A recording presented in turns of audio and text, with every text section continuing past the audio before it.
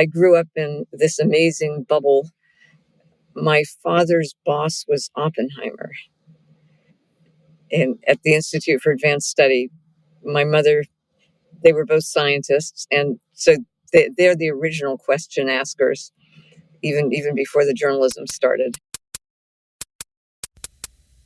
I'm Patrick J. McGinnis, and I coined the term FOMO.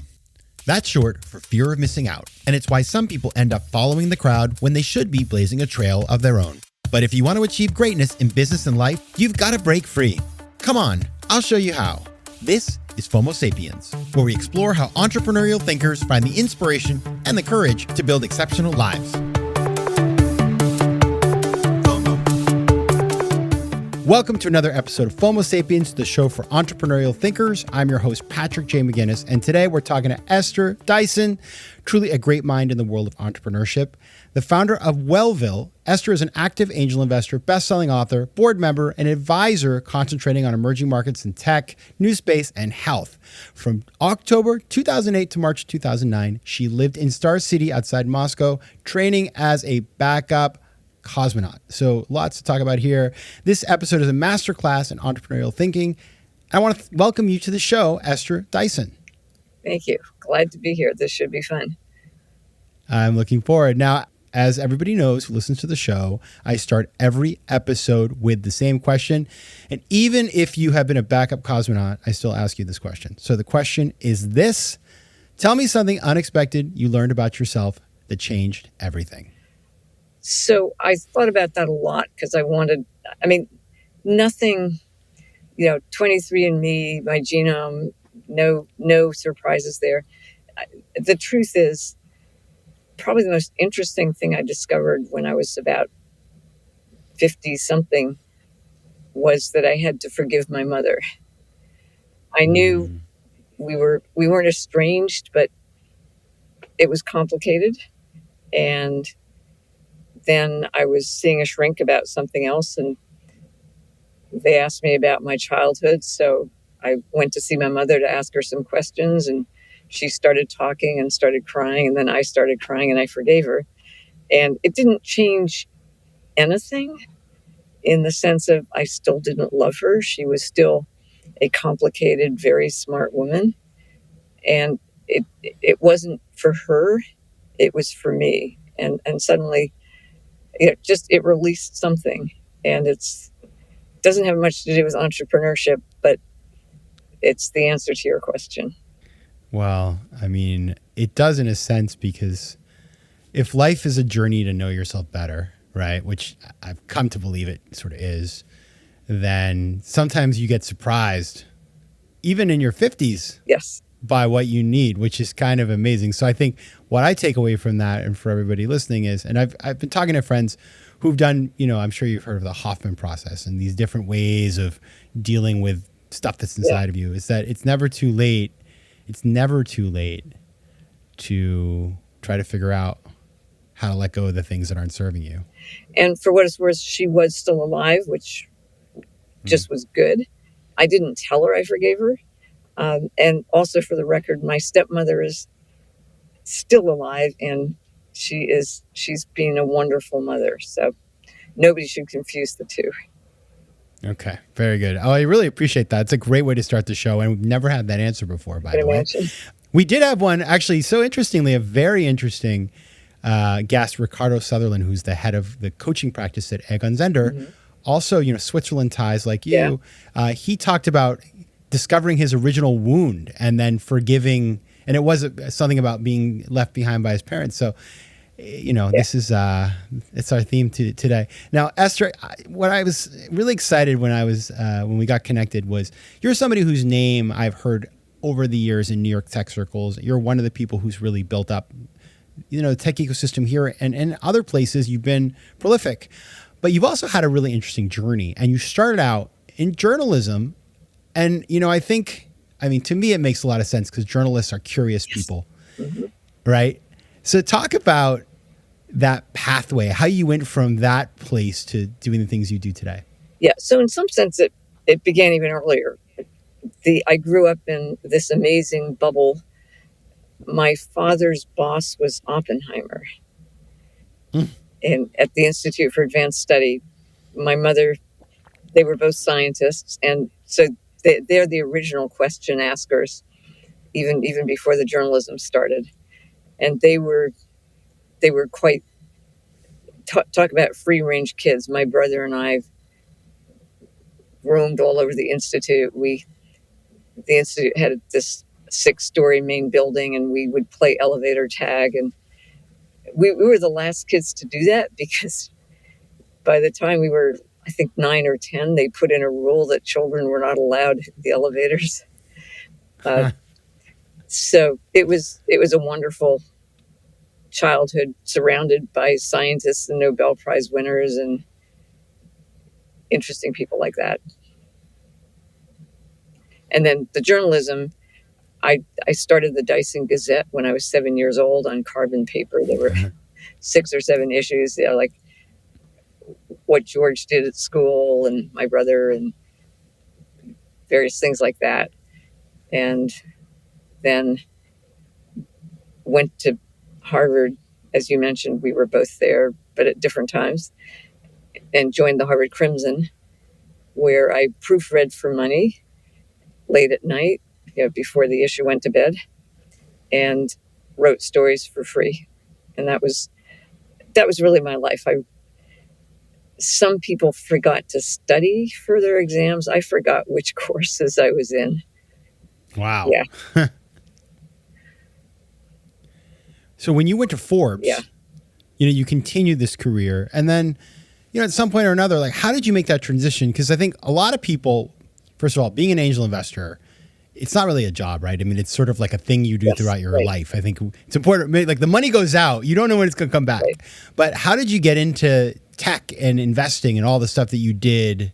You've been sort of prolific in. So from Forbes, I was there for about 3 years, and I learned a ton about business. I majored in economics at Harvard, but didn't really. The question they asked me when I interviewed was, "What's the difference between a stock and a bond?" at Forbes. Okay. And I said, I'm not really sure, but I will make sure to find out. And apparently in 1920 or something, some other person had given that same answer and went on to become the editor. Anyway, they hired me. And I learned a lot, including the difference between a stock and a bond. But in the end, Forbes was written for investors, and the goal was to write stories that had a little bit of investment perspective, but they were stories. And I thought, I want to go to Wall Street, where people make real decisions and the outcomes matter and so forth. And so I interviewed with a bunch of companies, and one of your questions was, what fateful decision did you make? And the decision I made was, I interviewed with both Merrill Lynch and Goldman Sachs, Steve Friedman at Goldman Sachs, who was amazing.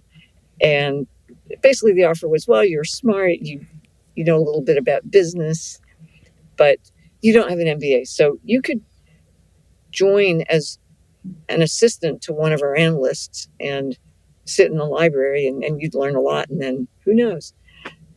And then there was this other outfit that was Newcourt Securities. It was mostly Rothschild money, and they had a portfolio of kind of interesting random startups and a syndicate division and so forth. And they said, what we really need is a research department, and you could be the research department. You'd report to the head of sales, and basically you'd learn how to do research by going to analyst meetings and learning from the other analysts, because your boss does not really know that much about doing research either. And I thought, now that sounds like an interesting opportunity. Then a friend of mine said, this company, Newcourt, they've made this investment in a startup that they've already put in $100 million, and now they're doing a down round at $15 million. You should really be careful with these people. I didn't pay any attention to that. The startup's name was Federal Express. Wow. And that was my initial introduction to venture capital, but also to logistics and concepts like Slack versus optimization, which has been very relevant in the last couple of weeks because of Delta and CrowdStrike. And the other thing was they were completely centralized. People don't want to go to Memphis overnight, but the packages didn't care. And this was before the computerization of everything. Now, of course, FedEx is very much dynamically scheduled and very, very complicated. But watching, it just was a fascinating way to get into the industry. FOMO. FOMO. Yeah, so you started out, in a time when the computational sort of level of stuff was totally different. Yes. Now we're obviously in the age of AI. But as you think about, I mean, as somebody who knows how to spot investments and make investments over time, like what are the qualities? I mean, everybody says, well, management team. Yeah, I mean, we all know that. But like, what have you learned about how to spot the right trends? Because we all know that like NFTs, right? NFTs came and went. Maybe they're going to come back, but there's all this, it feels like there's so many hype cycles these days. Like, how does one find the things that are actually worth investing in? Well, first of all, being an angel investor is very different from being a VC. As an angel investor, I'm not investing other people's money. So I can afford to take risks. And I don't really like I'm not investing to make money, believe it or not. I mean, I want to and I need it, but yeah. I want to do something. I want to invest in something useful. Just no cosmetics, no alcohol, no fashion. I mean, somewhere along the line, I might make an exception, but fundamentally, if I was a maid, I'd like a dirty room. What's the point? But the real dynamic here is I invest for an education. That's why I invested in 23andMe and ended up on the board. Same thing happened with Yandex, which is the Google of Russia.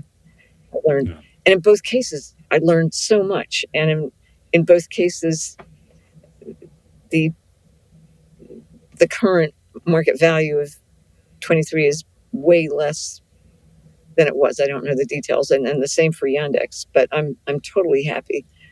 And then you want a lottery ticket thrown in, which is so the most money I've made is on 3 companies that I had very little to do with in some real sense. And that was Facebook and Square, which in both cases I got in really early. In one case through a VC fund, and the other randomly I was on a trip to Russia with Jack Dorsey, which included Ashton Kutcher.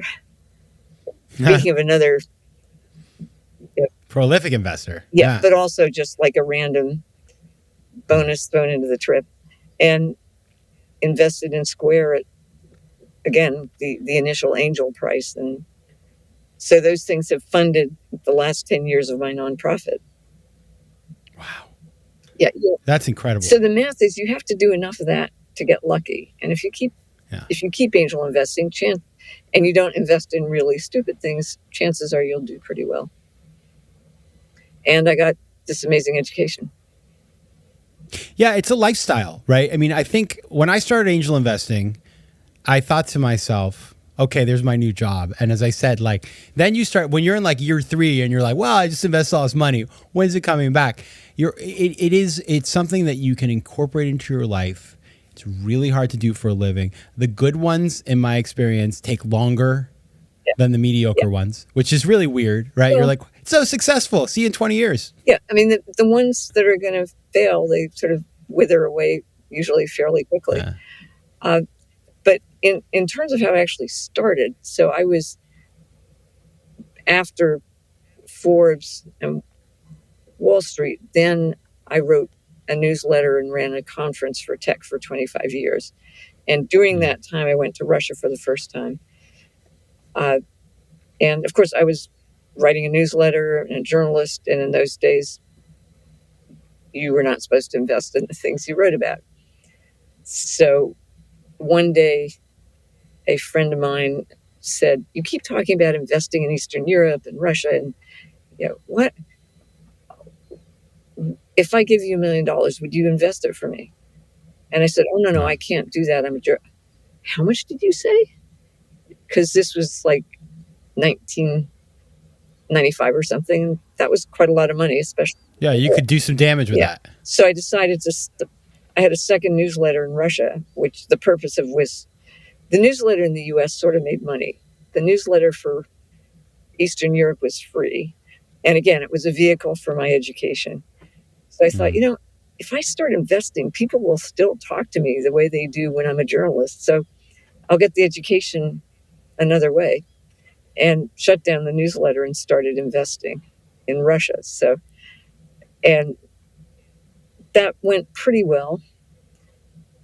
So when I finally sold the newsletter, then I started becoming more or less a full-time angel investor until I wanted a center of gravity.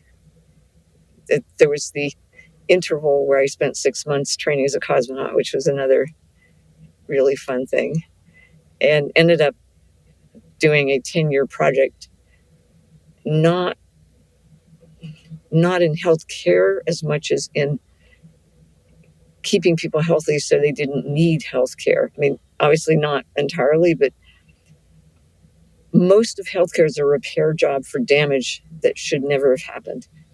Yeah. It's interesting. This company's called Wellville, and I'd love to just hear nonprofit, not a company. The nonprofit. Yeah. And it's sustainable. It's a 10-year project which ends at the end of this year.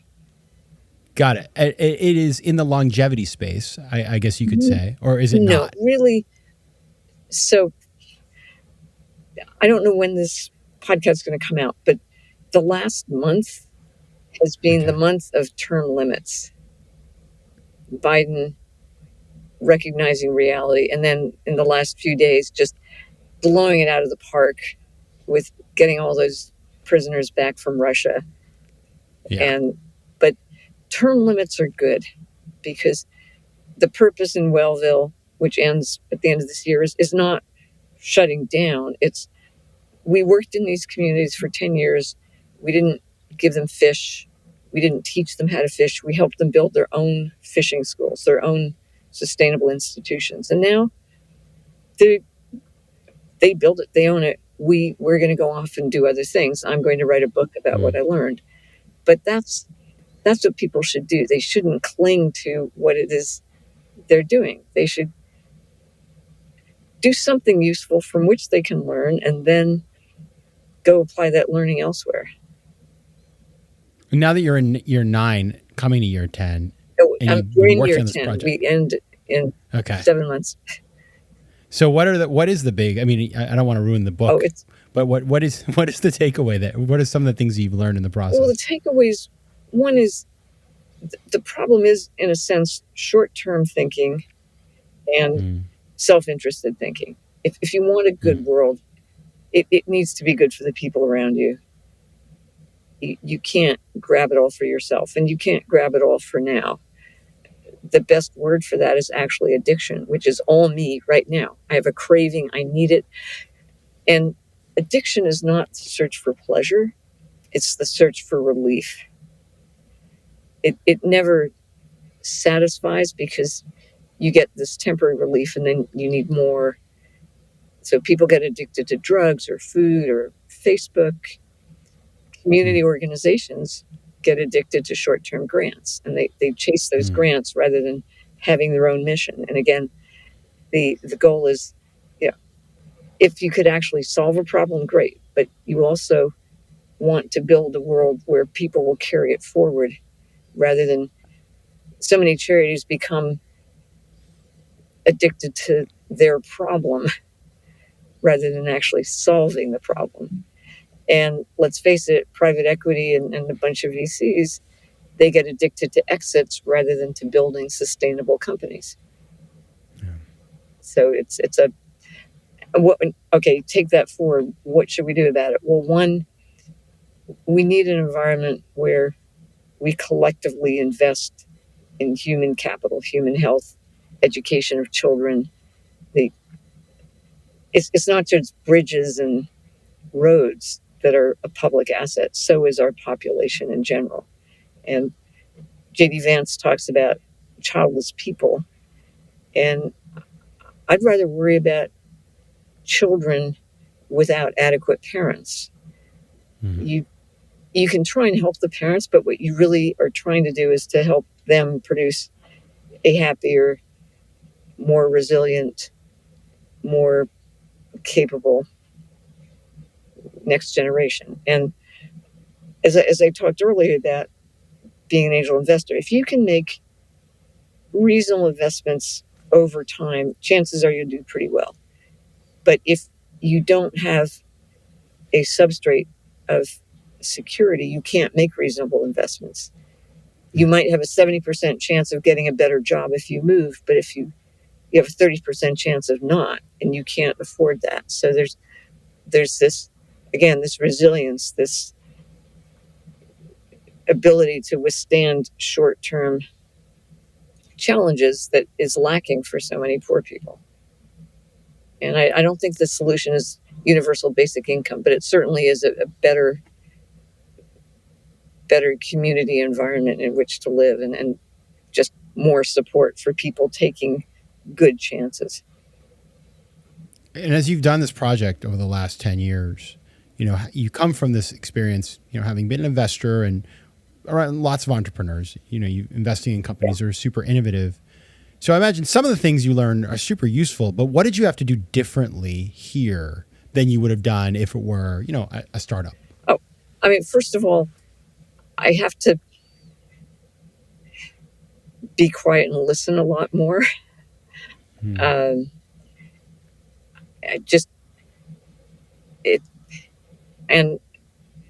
I was smart enough. So my first company, I had a CEO who's still a very good friend. And with Wellville, same thing. I went and hired a CEO so that, because that's not my strength. I'm not good at managing people, and so many people who want to be CEOs that to me is not the right mission. The mission is, I want to solve this problem. I want to do this amazing thing, whatever. But I've always wanted to be CEO is not the right mission. And it certainly was not for me. But I did need to, it really is, he's running things and he's making the decisions. And, I learned to keep quiet more and listen. And one of the most important things I learned and we learned is you need to find people's intrinsic motivation. That it wasn't the worst mistake I ever made, but one of the things I did wrong, I had this idea, well, let's do flu shots. We could just, the impact of just 20 points more of people doing flu shots in Muskegon would be so great. And it was a really good idea, but the people in the community just weren't that interested in doing it. And it flopped. There might, basically it just didn't happen. And I realized the best idea in the world with people who aren't motivated to do it doesn't work. And that's whether you're raising children or working in a community, or frankly, if you have a bunch of employees who are working only for the salary, but you're a horrible boss and they don't believe in your mission, it's not going to work. So that was another much more personal and generic thing. But the real issue here is policy, thinking long term, trying to help foster that intrinsic motivation, which isn't necessarily just doing the right thing, but being excited. Yeah. And looking for the intrinsic motivation and helping the people who've got it, because they are the ones who will become successful and bring others along with them. Now, I want to go in a second to the lightning round, but before we do, I have one more question for you, which was, I did not have on my list, but as I'm listening to you, it's so interesting. You talked about term limits, and it can be political, it can be business or whatever. What's so interesting is you notice these days, and some of the companies and entrepreneurs you've mentioned, you have founders that are founder-driven businesses that started out as startups and now are some of the biggest companies in the world. Whether it's Facebook with Mark Zuckerberg, whether it's Square and Jack Dorsey, where you have Jack at one point was CEO of Square and of Twitter. Obviously, Elon Musk is CEO of like 93 Things, and I don't think like an Elon, they're the type, like, I don't see him being like one day, like, it's time to pass the torch now, right? I mean, he's holding on. Yeah. And it is like this weird phenomenon in business now where you have, in the old days, the private family company, of course, you would have the family holding it for generations or whatever. Precisely. But nowadays you have like these large public companies with these founders who are staying on for a really long time.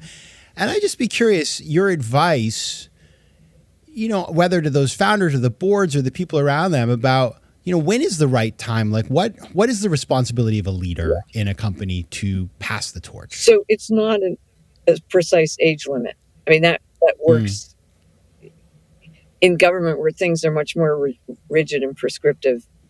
That's what you need. And you can have term limits that are too short, which make people think too short. But I just think evolution works through deaths, through trying again, in a sense, both learning from adjustments to fitness landscapes and so forth and so on. And you need a board that's willing to say it's time. We need, and you want to celebrate what they've done, but that doesn't mean they get to do it again. And there's some interesting, I can send you a bunch of charts about the ages of leaders of various kinds, both CEOs and government leaders around the world they're all aging. And of course, partly we are a much more long-lived generation because of healthcare and stuff like that. But it really is going too far in that direction. And young people are getting kind of like, what about us? We see what you've made. We want to make it even better. We don't want to perpetuate everything as it is. So there's that. Another random story that I've been talking to this woman who did a documentary about a Russian philanthropist who helped pay for Navalny's trip back from Germany, who saw what was happening in Ukraine. He was himself feeling the initial bits of dementia, decided to undergo euthanasia in Switzerland, and brought in his own CEO, who was a generation younger, and spent a day or two interviewing with this filmmaker about his decisions, his life, his thoughts. And, I don't know when this might happen, but euthanasia, if you do it in your own way with a sense of agency, not from pressure, is a fine way to, again, pass along the baton. Yeah, that's coming. I think you're right. There are enough people who are watching their parents age and that are saying, not me. Yeah. Right. I don't want to be helpless, and so many people are kept alive suffering versus so when I did the space training in Russia, I got also a little surprise bonus thrown in, which was they discovered I had Barrett's esophagus. So they inspect everything, x-rays, teeth, whatever. They discovered I had Barrett's esophagus, which is a precursor to cancer of the esophagus, which in 2016, it turned out I had this teeny little speck of it. So it was a daytime operation and they removed it. But I spent 3 months worrying about it. And the moment when I went down with the anesthesia, not the euthanasia, was just, I'm going to wake up later and it will either be over or not. But it was such a wonderful feeling. And that's what death should be. It should not be frightening. It should be, I don't know what to expect, but it's the end of this period of worry, and who knows what comes next. That's beautiful. I had my first colonoscopy, and when I got the anesthesia, I hadn't been anesthetized since I was a little baby. No. So I was like, this is an okay thing. I totally get you. I cracked my wrist a few months ago, and it was in Oregon, and they gave me anesthesia with ketamine, which is a whole nother experience that I will leave to the outtakes. FOMO. FOMO. All right, shall we move on to the lightning round? Yes. Are you ready? All right, good. Number one, what is your favorite quote? Well, the one I use is always make new mistakes, which I made up. And one that I love is your job does not end with complaining.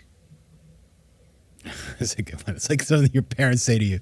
I love it. Always make new mistakes that's a good one to put on the pillow and give to people who are starting companies. All right, number two. Yep. What's that? And learn from them, obviously. Oh, yeah, for sure. Number two, what is one book every FOMO Sapien should know about? There's so many, but it kind of fits in with the FOMO thing. It's The Paradox of Choice by Barry Schwartz. Yes. It's the whole optimization versus just what's good enough that you can go on and be useful, as opposed to sticking around too long. And the fact that too many choices ends up being confusing. You want the happiness of it's good enough that I can move on and do something better is so key to everything. I liked it so much I invited him to come speak at my conference at PC Forum, and he was great. Yes. Well, Barry has been on the show. Oh. Barry is an intellectual sparring partner of mine. Yeah. And when he came on, what he said, it was so sweet. He said, a couple years after I wrote my book, people started coming up to me and saying, well, you're just talking about FOMO, right? And so, we had a good time with him, but he is that book is tremendous. If you haven't read it, read it. Yes. All right. What is one piece of advice you give to your younger self? Remember to wear sunglasses. Tell me more. Just, your eyes get sun sensitive, and I would, I think my eyes would be better if I had done that. And I can't think of any. I've done a lot of things, but mostly I followed my own advice, which was always be curious. And I gave myself that advice. So I love it. So I wear sunglasses, but I just do it to look cool. Now I know that I'm saving myself. Oh yeah, you are. Some trauma. How good. Always wear them. Number 4 and final. What is your most important memory? So that one I fussed over because there's so many and there's not a single one, but probably the most important thing I did as a kid was when I was 12, student exchanges were all fashionable. Yeah. My father grew up in England, and I persuaded him and my stepmother to send me to England for a year to live with family friends of theirs. And I was a snotty little Anglophile at the time. And I learned so much from living with this other family. Anytime you can get outside of your goldfish bowl, later on it was Russia, but that experience when I was 13, also the sense of agency. I made it happen. Things weren't perfect. I learned. Believe it or not, I ended up on British TV because my school participated in some kind of quiz show and we actually won. And It was just great. Yeah, travel, new experiences. Yeah. They don't, they start early and keep going. Yeah. Everybody, if you want to find out more about Esther, first of all, just read up on her because she's everywhere on the internet. But you can find her on LinkedIn at Esther Dyson and on Twitter, now called X, at @eDyson. Esther Dyson, founder of Wellville and prolific everything. Thank you so much for being here. Thank you. It was a lot of fun. FOMO. If you like today's show, please be sure to rate it and recommend it to your friends. And as always, you can find me on Instagram at Patrick J. McGinnis, on Twitter at PJ McGinnis, and on the web at FOMOSapiens.com or PatrickMcGinnis.com, where you can get all kinds of free resources to live a more decisive and entrepreneurial life. FOMO Sapiens is recorded in New York City. Theme music is by Mike McGinnis, and editing and post-production is by Josh Elstro. If you like today's show, please be sure to rate it and recommend it to your friends. And as always, you can find me at FOMOSapiens.com and at PatrickMcGinnis.com. To advertise on FOMO Sapiens, reach out to contact@FOMOSapiens.com.